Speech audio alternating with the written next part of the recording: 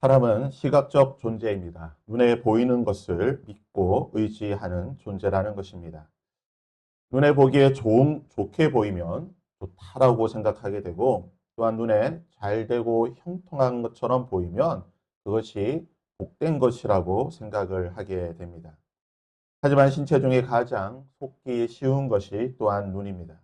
눈에 보이는 것이 전부가 아니고, 또한 눈에 보이는 대로 믿어서도 안 되는 것이 바로 이 사실 때문에 그렇습니다. 북이스라엘 세 번째 왕인 바하사, 그는 여로보암을 심판하는 하나님의 도구였습니다. 어제 살펴본 열왕기상 15장에 따르면 이 바하사라고 하는 사람은 이사갈 지파 아이야의 아들입니다. 그는 여로보암과 나답 밑에서 유력한 정치인이자 강력한 군사력을 보유하였던 군인이었습니다. 나답이 블레셋 기브돈을 포위하고 공격할 때에 함께 참전하여 전쟁을 하다가 중간에 배신을 하고 나답을 죽이게 됩니다. 그리고 자신이 왕이 되었습니다. 그가 왕이 될 때에 여로보암의 온 집을 쳐서 생명 있는 자를 한 사람도 남기지 아니하고 다 멸하였는데, 여호와께서 그의 종 실로 사람 아이야를 통하여 하신 말씀과 같이 되었다. 바하사 자신은 알지 못했겠지만 그는 하나님의 심판의 도구가 되어 여로보암의 집을 심판하는 일에 쓰임을 받게 되었습니다.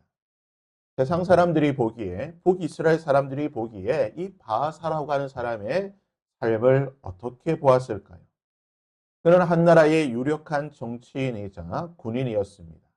잘 나가는 사람이었습니다. 하지만 그는 주군을 배신하고 왕이 되었습니다. 반역자가 되었습니다. 그는 반역자가 되었고 하나님의 예언대로 여로보암의 가문을 멸족시켰습니다. 하지만 그는 왕으로서 24년 동안 통치를 했다는 겁니다. 반역자가 되었지만 무려 24년 동안 왕이 된 사람입니다. 사람들이 보기 어떨까요? 부러운 인생이다. 저렇게 하고도 왕이 될 수 있구나. 왕으로 24년 동안 저렇게 호의호식하며 살 수 있구나. 잘 나가던 군인에서 정치인에서 왕이 되어 24년 동안 저렇게 지냈으니 얼마나 성공한 인생인가. 겉으로 보이기에 바하사의 인생은 성공한 인생 같습니다. 잘 나가는 인생 같습니다. 부러워할 만한 인생일지도 모르겠습니다. 하지만 하나님이 보시기에 그의 인생은 가장 불쌍하고 어리석은 인생이었습니다. 우상숭배라고 하는 악하고 헛된 일로 말미암아 한 가문이 자신의 손에 의해 멸족을 당했습니다. 그렇다고 한다면 자신은 그것을 타산지석 삼아 우상숭배를 하지 않는 그러한 삶을 살아야 될 텐데요. 하지만 바하사의 삶은 어리석은 삶이었습니다. 여로보암의 길을 그대로 답습하였고 24년 동안 왕으로 있으면서 그 죄 중에 먹고 마시는 삶을 살았다라고 말합니다. 결국 하나님은 그에게도 선지자를 보내셔서 예후를 통하여 바하사에게 심판을 말씀하시는데요. 내가 너 바하사와 내 집을 쓸어버려 내 집이 느밧의 아들 여로보암의 집같이 되게 하리니 바하사에게 속한 자가 성읍에서 죽은 즉 개가 먹고 그에게 속한 자가 들에서 죽은 즉 공중의 새가 먹으리라. 여로보암이 했던 그 모든 심판대로 바하사의 집에 하나님께서 심판하시겠다라고 말씀하십니다. 그리고 바하사의 가문에 대한 하나님의 심판은 8절에서 14절까지 기록되어 있습니다. 바하사가 죽고 난 뒤에 그의 아들 엘라가 왕이 되었습니다. 하지만 엘라는 2년 동안 짧은 왕의 통치를 누리게 될 뿐입니다. 그의 부하, 군대 장관이라고 할 수 있는 시므리가 배신을 하게 되는데요. 9절 말씀에 엘라가 디르사에 있는 왕궁 같은 자 아르사의 집에서 마시고 취할 때, 술 마시고 취하고 그렇게 흥청망청 지낼 때에 그 신하 곧 병거 절반을 통솔하는 나라의 2인자였던 시므리가 왕을 모반하여 그를 죽였다라고 말하고 있습니다. 신하 아르사의 집에서 술에 취해 있을 때에 시므리가 반란을 일으키고 그 모든 사람을 죽이는데 하나님의 심판의 말씀대로 시므리가 왕이 되어 왕위에 오를 때에 바하사 온 집안 사람들을 죽이되 남자는 그 친족이든지 그의 친구든지 한 사람도 남기지 않고 다 죽였다라고 말합니다. 바하사와 관련되어 있는 가족이 아니라 할지라도 친구만 된다 할지라도 다 죽여버렸다는 것입니다. 사람들이 보기에 바하사의 삶과 엘라의 삶이 어떤 삶이었을까요? 엘라는 정말 금수저가 아니라 다이아몬드 수저 아닙니까? 태어날 때부터 왕자로 태어났습니다. 평생을 호의호식하다가 아버지가 죽으니 왕이 되었습니다. 또한 그는 평생 했던 것대로 술을 마시고 잔치하며 흥청망청 정말 그러한 삶을 지냈지만 그는 가장 비참한 인생의 만로를 겪게 되었다는 것입니다. 그와 관련된 모든 자가 다 죽게 되는 하나님의 심판을 겪는 하나님이 보시기에 악하고 멸망당하는 그러한 삶을 살게 되었다는 것입니다. 15절에서 20절까지는요. 엘라를 죽이고 왕이 된 시므리라고 하는 사람에 관한 이야기입니다. 여러분 시므리의 인생도 어떻습니까? 객관적으로 보기에 세상 사람들이 보기에 시므리의 인생도 너무 부러운 인생 아닙니까? 왕의 병거의 절반을 맡은 군대의 장관입니다. 나라의 2인자입니다. 정권의 실세입니다. 얼마나 부러운 삶입니까? 참 잘 나가는 삶이죠. 하지만 그는 자신이 섬기던 왕을 배신하고 잔인하게 그 주변의 모든 사람들을 죽였습니다. 그의 이러한 잔인함 때문에 민심이 그에게서 돌이키게 되고 왕이 된 지 7일 만에 성경이 이렇게 말하죠. 시므리가 성읍이 함락됨을 보고 왕궁 요새에 들어가서 왕궁에 불을 지르고 그 가운데서 죽어버려. 왕궁에 불을 지르고 자살하는 것으로 인생을 마치게 되었다는 것입니다.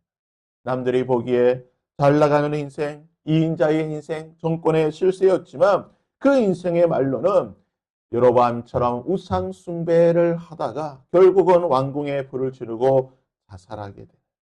19절에 이렇게 말하고 있죠. 이는 그가 여호와 보시기에 악을 행하여 범죄하였기 때문이다.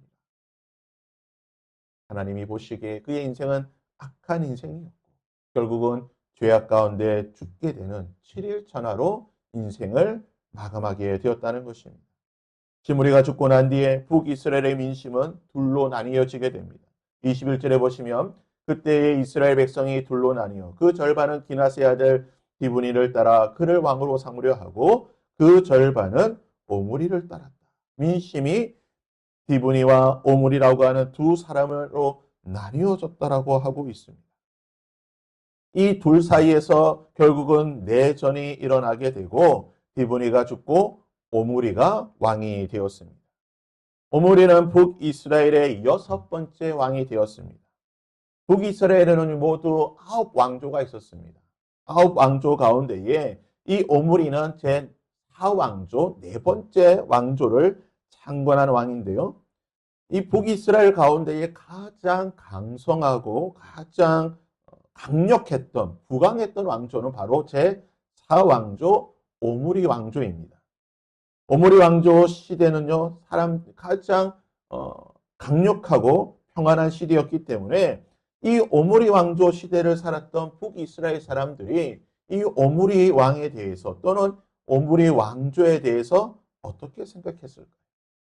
200년이라고 하는 그 북이스라엘 왕조 가운데 가장 평화롭고 태평성대를 실했던 시대였던 이 오므리 왕의 시대에 당연히 사람들은 이 오므리 왕에 대해서 좋게 보았을 것입니다.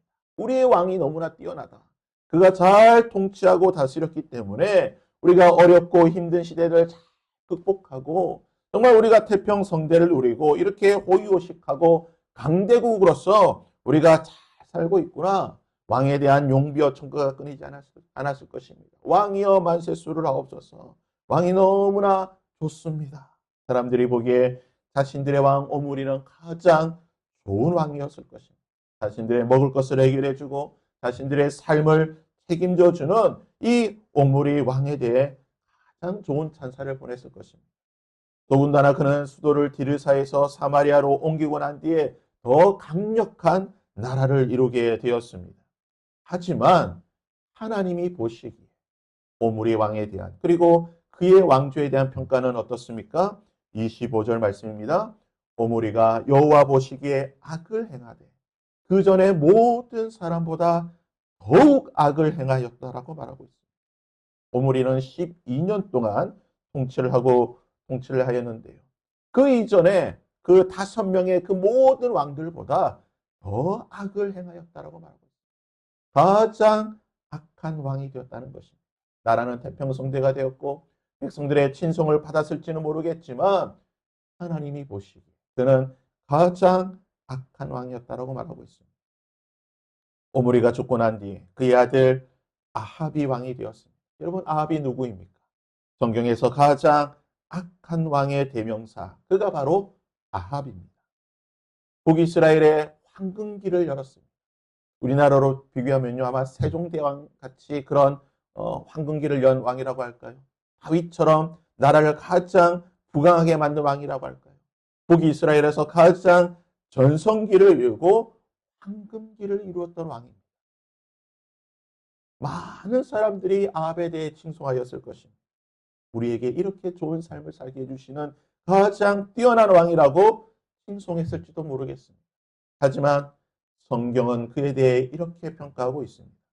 오므리의 아들 아합이 그 이전의 모든 사람보다 여호와 보시기에 악을 더욱 행하여 느밧의 아들 여로보암의 죄를 따라 행하는 것을 오히려 가볍게 여기며 기돈 사람의 왕 엣바알의 딸 이세벨을 아내로 삼고 바알을 섬겨 예배하고 사마리아에 건축한 바알의 신전 안에 바알을 위하여 제단을 쌓으며 또 아세라상을 만들었으니 그는 그 이전에 이스라엘 모든 왕보다 심히 이스라엘 하나님 여호와를 노하게 하였다. 사람들에게 인정받고 사람들에게 칭찬받고 사람들이 좋아했을지는 모르겠으나 하나님을 심히 노엽게 하고 모든 죄보다 더 많은 죄를 지어 가장 악한 왕이 되었다라고 가장 악한 삶을 살았다라고 성경은 그를 평가하고 있는 것입니다. 사랑하는 여러분, 우리는 우리 눈에 보이는 대로 타인의 삶에 대해 평가를 하고 때로는 부러워하기도 합니다.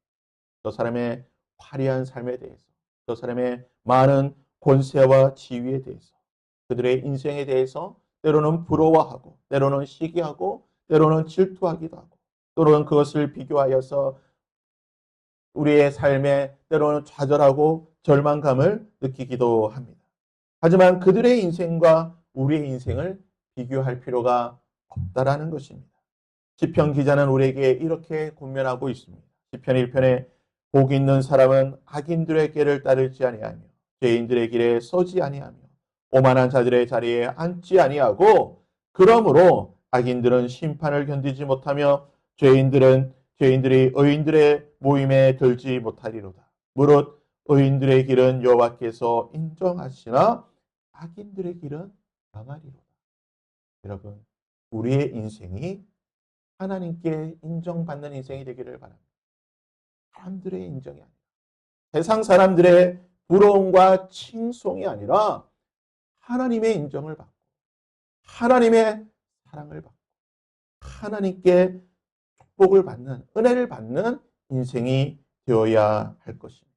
바라기는 오늘 저와 여러분의 이 하루의 삶이 하나님께 인정받고 하나님께서 기뻐하시는 복되고 의로운 삶이 될 수 있기를 주님의 이름으로